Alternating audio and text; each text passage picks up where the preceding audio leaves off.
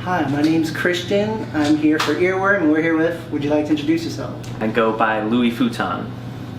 Alright. And you want me to call you Tyler or Louis for this one? For the sake of the interview, call me Louis. Perfect. Yeah. Okay, and so Louis, you told me about the, your day so far, but this show is the halfway mark for the tour. How's it been overall? Yeah, it's been special, man. It's been a lot different than all my previous shows, especially since we had the live band, and it was more of an experiment. The first couple shows we played out, but now it really feels like we're dialing in everything, and our chemistry is really coming together. And I think the crowd can feel that every time. Okay. And we do have some drinks on deck. Yes. And so my next question for you is, what do you put on your rider? Oh, good question. Number 1, white socks. I always have white socks. Never underestimate the power of a clean pair of socks. That's true. Now listen to me. I don't have any more clean socks, and they didn't put white socks on the rider, so I'm just gonna be. Can I curse? Yeah, it's fine. I'm just gonna be fucked after the show. Right? I have white socks. Got the yerba. Got some pita chips and hummus. Obviously the staples. Yeah. And yeah, usually a veggie tray. Eat your greens. Okay, that's a good message for all the listeners out there. The Yeah, watchers. stay healthy. And my next question for you too is, and so for this mini tour, you do have like a backing band with you, and I feel like it's pretty rare for electronic acts to have like a full live band. So what made you decide to do that?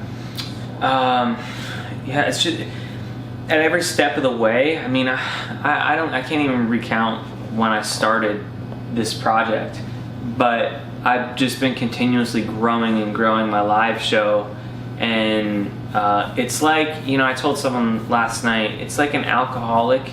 You start off by drinking like, Smear Off Ice or something. Okay. Probably not that extreme, but you just keep on having to up the alcohol percentage, and then you develop a taste for like an IPA, and then when you're drinking that, you just keep needing stronger shit. And for me, that's kind of what it is musically. It's like I just didn't feel anything. I didn't feel that like rush anymore when it was just like me, and I was like, well, what's missing? And it took a lot of hard work to try and like solve that for myself, but I think I'm in a pretty good place with this live band. It just fuels my fire. That was a great analogy, by the way. Very nice. Okay, and so let's talk about your album too, because you dropped it earlier this year. But you've dropped multiple EPs, but what made you decide to drop the album finally? Yeah, I mean, I've never put out a big body of work, and that was kind of just like a collection of songs in my life in the time period in which I moved out to LA, and I kind of just like started new. And when I listen back, it really just reminds me of that time period, and when I rediscovered. When I refell in love with music, when you first start out as an artist, you have that like childlike innocence about music, and you just want to have fun. And then you get managers, you get some fans along the way, and then you start getting in your head about what do my fans want, what do my managers want, what do people want to hear live, and that can all just really affect you mentally.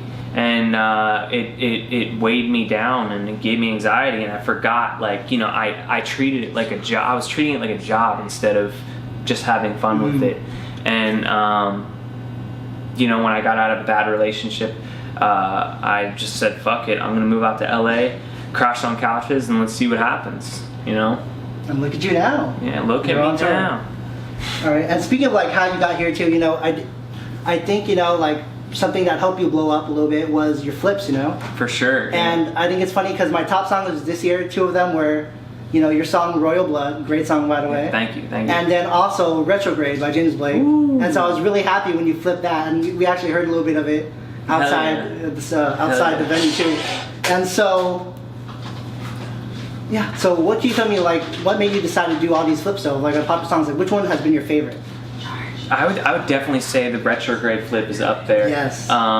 I think that's an underlooked one, to be honest. Yeah. I don't think as many people know about that as they should. Like I really fuck with that one. That's probably my favorite, to be honest. What made me start doing them though was that's how my process is. That's how I work. It's more so about like the energy flow, and it's kind of like man, it's hard to explain. Like what you see in these videos is really my process of like starting out with something, then laying down some keys, and then that like I associate that with something in my brain with something else. So I'm like, oh, I could hear this over that, and then that builds on, and I'm like, oh, I could hear this over that, and then I'm like, oh, you know, it'd be dope. Yes, let's do it, and then boom, like and I just get such a big adrenaline rush from that, and my managers were like, you should film it. You should film yourself doing this. And I was like, I don't know if people are gonna like it. And I was hesitant at first, and then I filmed it, and the first one it was just like a small one. It was like for Dilla Day, and it kind of took off a little bit, and we just kept doing it, and it popped off. So, you know, here I am, rock you like a hurricane. And I think it's cool too, because I think like similar around the time when you were making all these flips too, there's this another like producer named Kenny Beats. Yeah. I think it's cool. Like he did something similar because you did it. You collaborated with some artists, and he did the same. It was like same process. I don't know. Yeah. The cave. Yeah. That was like your version of the cave. Yeah, pretty much. Oh man, he's dope. Yeah. Okay. And you know, speaking of Dilla, though, we actually do have a gift for you. Here you go. It's a J Dilla vinyl, Ruff Draft. Look at this.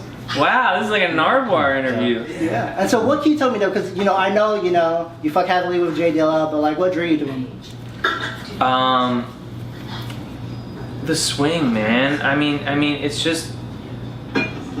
It's like what really got me listening to. It was like Mos Def and Dilla that really introduced me to like hip hop. And yeah, I don't know, Donuts was like, you know, that's still on repeat. That's like one of my favorite albums of all time. But yeah, man, that's special. Thank you so much for this. You're welcome. Wow.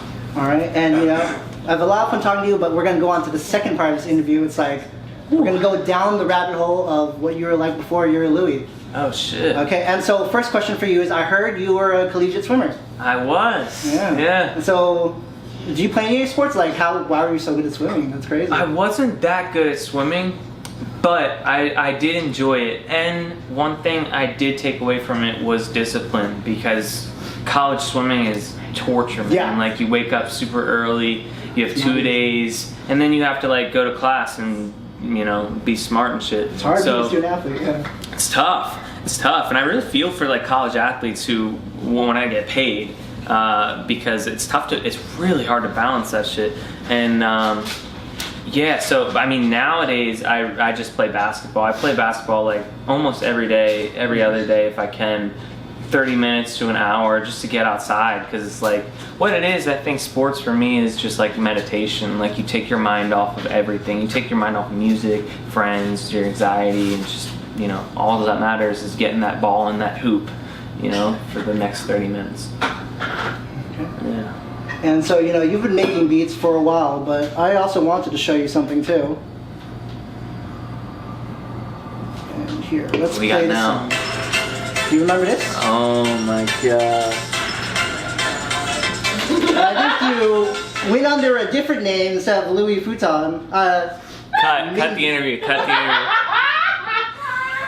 And so would you say that was like a predecessor? Was that like how you got like your grounding? Oh man. That was me just figuring out. I have no excuses. I have no excuses for that garbage. We all kind of suck when we first start something, right? I agree.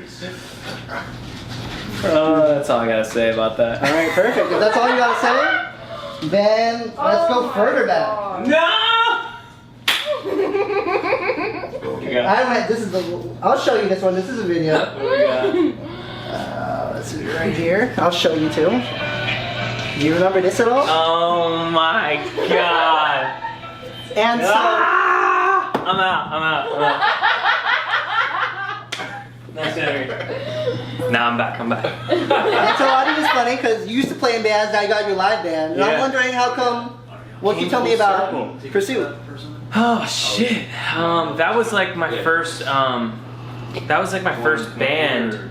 I wrote all the music. Well, not all the music. I mean, me and like, I think it was like 5 of my buddies just wrote a bunch of music, and we all wrote the music. I like booked studio time. I got some like random Russian dude to do the artwork, and I pressed 150 CDs and handed it out to the entire school. And that was back when I was in like 9th grade. Hey, you were hustling that early, huh? I was, and like my whole life I kind of knew I was gonna do music, and you know, it's funny you brought that up, and then also the other song, because like it just reminds me of like the journey that I'm on is just so crazy, man. Like, and that was only like, I don't know, that was like 10 years ago, and like if I've come this far in 10 years, like I can't even see where I'm gonna be in the next 10 years, you know? Yeah. Alright, and I could mention our band, but I think I've tortured you enough. And so I wanted to give you one last gift before we turn off the interview though. Oh, back to your band roots, it's actually Explosions in the Sky. Oh, yes. This is my favorite interview ever now. Wow. And so I know... I actually haven't listened to this album yet. Really, dude, that's a good one. Is it? Yeah. When was this released? That I can't tell you because I don't remember off the top of my head. But it's a good album. I mean, all their albums are pretty solid. Wow. Oh, I love the art too. This like dog calendar. Yeah. And I love the track list too. Just day 1, day 2. Oh, wow. That's dope. Thank you so much. You're welcome. Wow. I can't wait to listen. Alright. And so, thanks for taking time to do the interview. Thank you, man. But before we turn off the camera though, I'm gonna get out of frame. We just put the camera on you. Alright. Is there anything you'd like to plug? Anything you'd like to say to your fans? Anything at all? Oh, yeah. Thank you guys for coming along for the journey. It's about to get real weird. My next project, my next songs are a lot different than where I'm at now, which was a lot different from before. But trust me, just stay with me. I will do you right. And come out and see me play live. You won't regret it. And fuck Donald Trump.